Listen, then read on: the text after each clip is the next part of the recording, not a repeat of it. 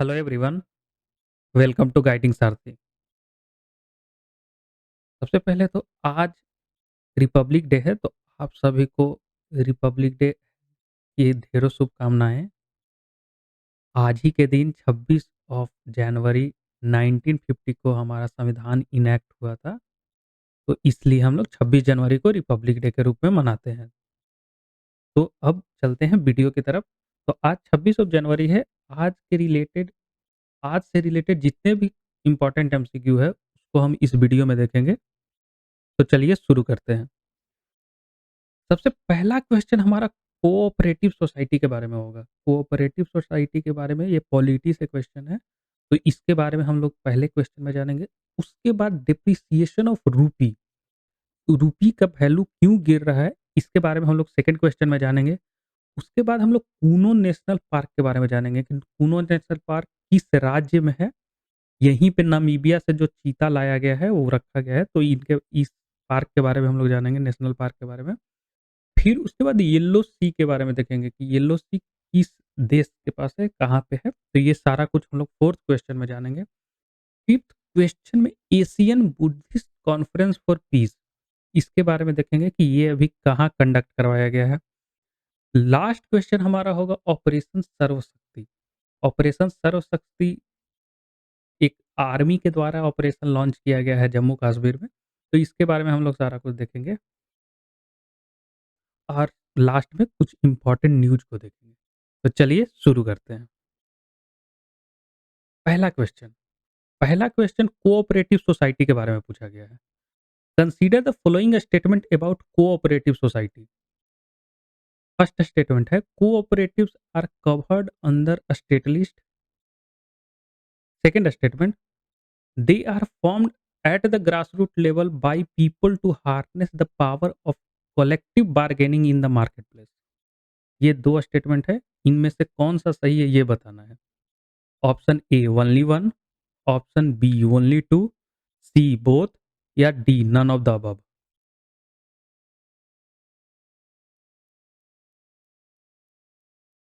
यहाँ पे बोथ, दोनों ही स्टेटमेंट सही है। सी ऑप्शन यहाँ पे सही है, दोनों ही स्टेटमेंट सही है। हाँ, ये स्टेट लिस्ट के अंदर में आता है। देख रहे हैं। सबसे पहले तो स्टेट लिस्ट, आपको पता हो कि हमारे संविधान में सेवेंथ शेड्यूल में तीन टाइप के लिस्ट है। पहला है यूनियन लिस्ट। पहले इसमें 97 सब्जेक्ट थे, लेकिन अभी ये बढ़कर 100 हो गए हैं।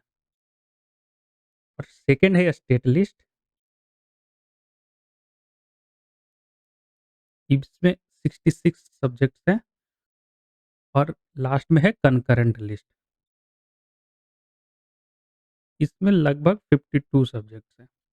यूनियन लिस्ट में जो सब्जेक्ट है उस पे यूनियन का अधिकार है, केंद्र सरकार का अधिकार है कि उस पे लॉ बनाए। स्टेट लिस्ट में जो सब्जेक्ट है उस पे स्टेट का अधिकार है कि उस पे लॉ बनाए, और कंकरेंट लिस्ट में दोनों पे। लेकिन अगर कंकरेंट लिस्ट के सब्जेक्ट पे स्टेट कोई लॉ बनाता है और उसके बाद अगर केंद्र भी उस पे लॉ बनाता है, तो केंद्र का लॉ स्टेट के लॉ पर प्रिवेल कर जाएगा। यूनियन लिस्ट में जो इंपॉर्टेंट सब्जेक्ट है, जैसे इंटरनेशनल रिलेशन, उसके बाद डिफेंस, फिर हो गया आपका पोर्ट, रेलवे, हाईवे, ये सारा जो इम्पोर्टेंट है वो यूनियन लिस्ट में है। अगर स्टेट लिस्ट की बात करें तो स्टेट लिस्ट में जैसे public order, police, public health and sanitation, ये सारा कुछ स्टेट लिस्ट में आता है। और कंकरेंट लिस्ट में हम देखें तो इस पे education, forest, trade union, marriage, ये सारा कुछ कंकरेंट लिस्ट में आता है। ये तो तीन ये लिस्ट है। अगर हम सेवेंथ शेड्यूल की बात करें तो सेवेंथ शेड्यूल से में एक इम्पॉर्टेंट है, इसमें 5 सब्जेक्ट जो स्टेट लिस्ट में है उसको कंकरेंट लिस्ट में डाल दिया गया था। तो ये 5 जो सब्जेक्ट है वो ये है education, forest, protection of wild animal and bird, फिर वेट एंड मेजर, और 5वां है administration of justice, constitution and organisation of all court except the Supreme Court and High Court. ये पांचों जो सब्जेक्ट है पहले कंकरेंट स्टेट लिस्ट में थे, और 42nd अमेंडमेंट एक्ट के द्वारा इसको कंकरेंट लिस्ट में डाल दिया गया। तो ये एक भी इम्पोर्टेंट। देखते हैं कि कोऑपरेटिव्स होते क्या हैं? तो एक cooperative are voluntary democratic autonomous organisation है controlled by their member who actively participate in their policy and decision making. तो ये है कोऑपरेटिव्स, ये एक ऑर्गेनाइजेशन है जो कि मेंबर के द्वारा चलाया जाता है।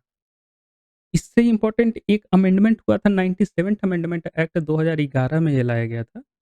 तो ये कोऑपरेटिव सोसाइटी को फंडामेंटल राइट का दर्जा दे दिया था 97th अमेंडमेंट एक्ट। इसके द्वारा ही एक नया डायरेक्टिव प्रिंसिपल भी लाया गया था 43 आर्टिकल 43 बी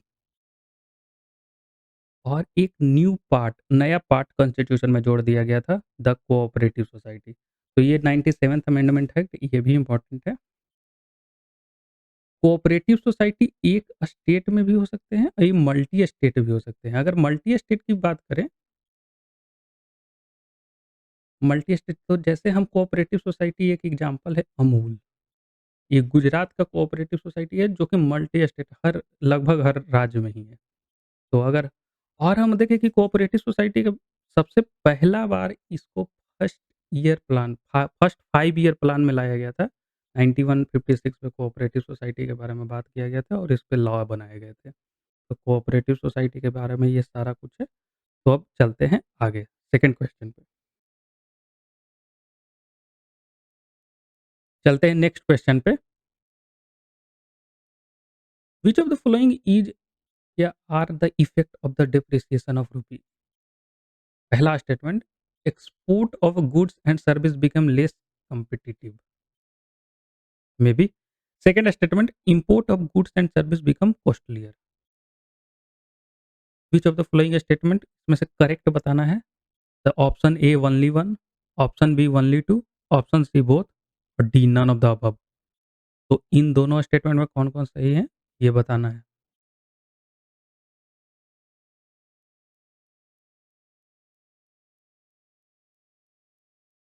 यहाँ पे बी, सेकंड सेकंड स्टेटमेंट सही है, फर्स्ट स्टेटमेंट गलत है।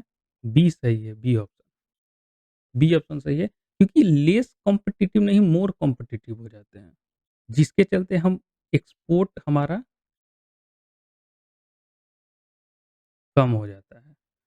और अगर हमारा डिप्रिसिएशन रुपीस का वैल्यू गिरता रहेगा तो इससे हम जो इंपोर्ट कर रहे हैं गुड वो बिकम कॉस्टली है। तो सेकंड स्टेटमेंट सही है।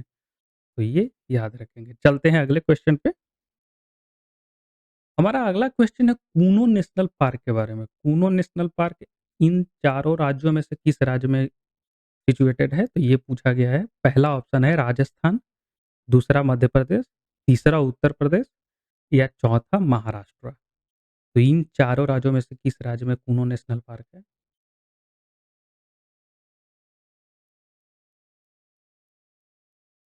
इसका सही जवाब है B Madhya Pradesh. Kuno national park MP में है। ये प्रोजेक्ट चीता जिसके तहत नामीबिया से लगभग 100 चीता लाए जाएंगे। तो ये कूनो नेशनल पार्क में ही रखे गए। न्यूज़ में इसलिए हैं क्योंकि अभी जो हम चीता नामीबिया से लाए थे वो अभी 4 बच्चे को जन्म दिया है। ये देखिए 4 कप और इसका नाम है ज्वाला।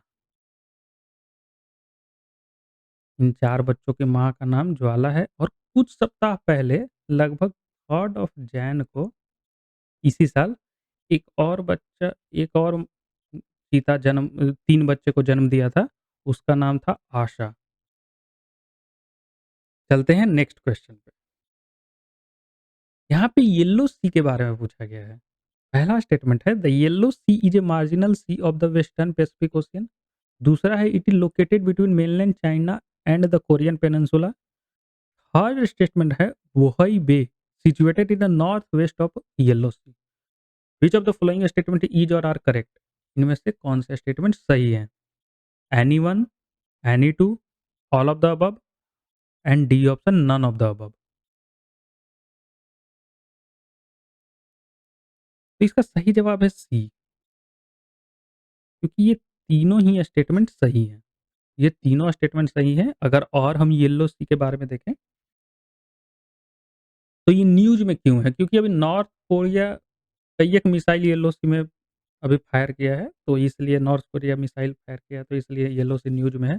ये देखिए ये येलो सी है, यहाँ पे चाइना और ये कोरियन पेनिनसुला, ऊपर में नॉर्थ कोरिया और नीचे में साउथ कोरिया। तो ये 2 है और ये बोहई बे सी है, यहाँ पे बोहई बे है, जो कि इसके नॉर्थ वेस्ट रीजन में है। तो ये येलो सी है, तो ये न्यूज़ में है, तो इसके बारे में ध्यान रखेंगे।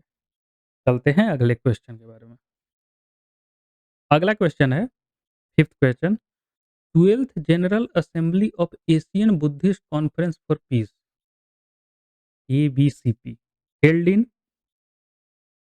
शिमला, लद्दाख, न्यू दिल्ली या देहरादून। इन चारों शहर में से कहाँ पे अभी ये कॉन्फ्रेंस कंडक्ट करवाया गया है? तो ये पूछा जा रहा है इस क्वेश्चन में।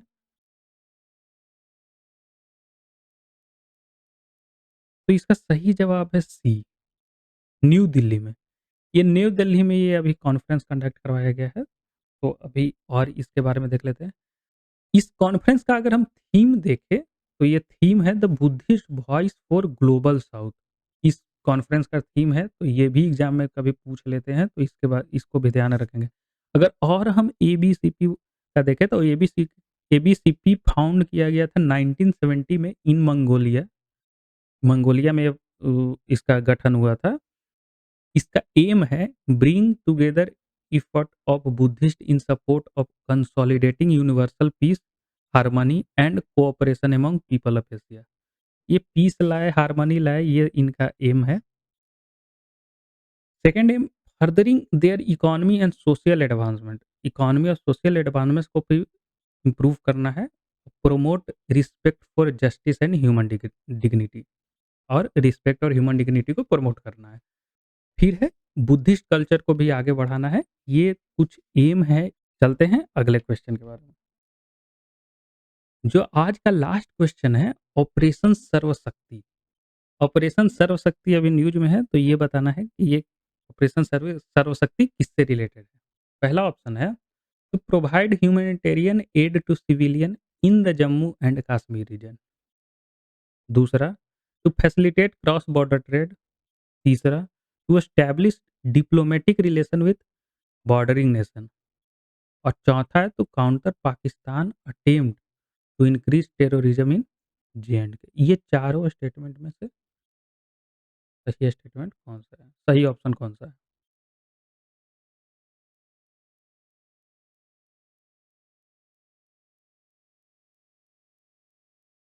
इसका सही ऑप्शन डी, सर्वशक्ति एक इंडियन आर्मी के द्वारा ये ऑपरेशन लॉन्च किया गया है। इसका इस ऑपरेशन का उद्देश्य है कि हम पाकिस्तान जो हमारे जे-एंड-के, जम्मू एंड कश्मीर में टेररिज्म को बढ़ावा दे रहा है, उसको काउंटर करने के लिए। तो ये इंडियन आर्मी इस ऑपरेशन को लॉन्च किया है। अगर इससे रिलेटेड एक और न्यूज़ में देख लें, सॉरी, सर्व विनाश। इसी से रिलेटेड एक और ऑपरेशन है सर्व विनाश, ये 2003 में लॉन्च किया गया था। तो ये भी न्यूज़ में है। तो इसके बारे में भी हम लोग याद रखेंगे कि सर्व विनाश इसी काउंटर टेररिज्म से ही रिलेटेड है। अगर और हम आर्मी की बात करें, तो एक युद्ध अभ्यास भी न्यूज़ में है, उसका नाम है डेजर्ट नाइट।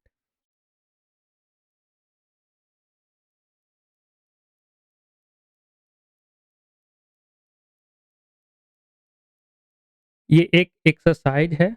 ये हुआ है अभी Indian air force, French air force and UAE, United Arab emirate air force के बीच में। तो ये भी न्यूज़ में है। डेजर्ट नाइट एक युद्ध अभ्यास है, तो इसको भी ध्यान रखेंगे। चलते हैं आगे। हम लोग कल नाटो के बारे में देखे थे, तो आज नाटो फिर से न्यूज़ में है, क्योंकि Turkey ratify Sweden NATO membership after protected delay. तो टर्की अभी स्वीडन को एज ए 32nd मेंबर बनने का मंजूरी दे दिया है। अब सारे मेंबर दे दिए हैं एक्सेप्ट हंगरी। हंगरी को अभी मंजूरी देना है। अगर हंगरी भी इसको अलाउ कर दिया, तो स्वीडन 32nd मेंबर बन जाएगा। तो ये नाटो न्यूज़ में है। एक डिजीज़ है, ये सेकंड न्यूज़ है, हाइपोथर्मिया।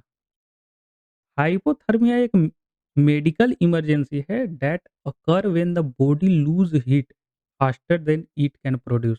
जब बॉडी ठंडा पड़ने लगता है, सिंपल। हाइपरथर्मिया उसे कहते हैं जब बॉडी ठंडा पड़ने लगे, जब तो उसको हाइपरथर्मिया बोलते हैं।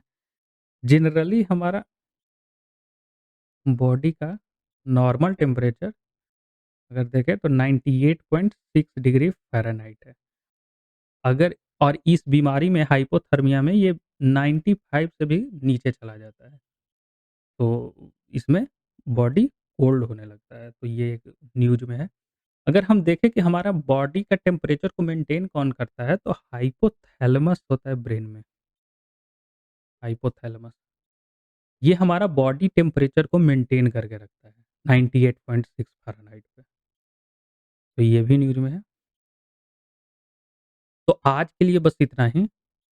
Thank you. अगर आपको वीडियो पसंद आया तो लाइक कीजिए, subscribe and share. Thank you. Good day to all.